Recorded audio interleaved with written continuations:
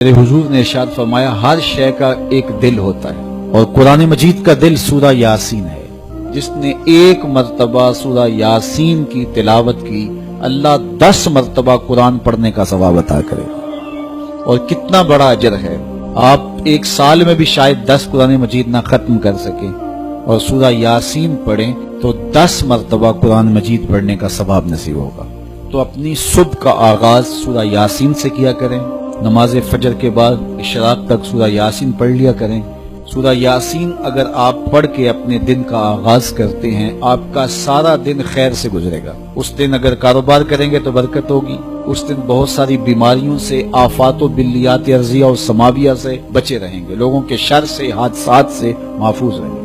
میرے حضور نے ارشاد فرمایا قرآن مجید میں ایک سورت ہے جس کی 30 آیات ہیں، اگر کوئی شخص اس کی تلاوت کرتا ہے تو وہ سورت پڑھنے والے کی شفاعت کرتی ہے، اور اتنی بار شفاعت کرتی ہے کہ اس کو بخشوا کے چھوڑتی ہے۔ وہ سورت کون سی ہے؟ وَهِيَ تَبَارَكَ الَّذِي بِيَدِهِ الْمُلْكُ، یہ سورۃ الملک ہے، 30 آیتیں ہیں۔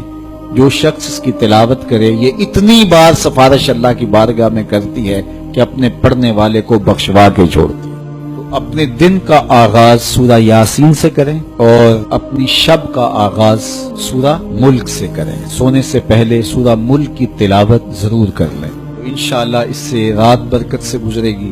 جس نے ایک دن میں 100 مرتبہ سبحان اللہ و بحمدہ پڑھا، کتنی مرتبہ؟ 100 مرتبہ کیا پڑھا؟ سبحان اللہ و بحمدہ، فرمایا کہ اس کے گناہ سمندر کی جھاگ کے برابر بھی ہوں تو اللہ معاف فرما دے گا۔ تو یہ اپنے وظائف میں شامل کر لیجئے، سبحان اللہ و بحمدہ۔ اور حدیث بخاری ہے کہ 2 کلمے ایسے ہیں جو اللہ کو محبوب ہیں اور زبان پر مشکل نہیں، زبان پر بڑے آسان ہیں، اور جب میزان پہ رکھے جائیں گے تو پلڑے کو جھکا دیں گے، بڑے بھاری ہیں میزان پہ۔ وہ 2 کلمے یہی ہیں، سبحان اللہ و بحمدہ، سبحان اللہ العظیم۔ تو اگر اس کو 100 مرتبہ روزانہ پڑھے تو سمندر کی جھاگ کے برابر بھی گناہ ہو تو اللہ معاف فرما دیتا ہے۔ دین کی بات پھیلانا صدقہ جاریہ ہے، ثواب کی نیت سے ویڈیو کو شیئر ضرور کیجیے۔ جزاک اللہ۔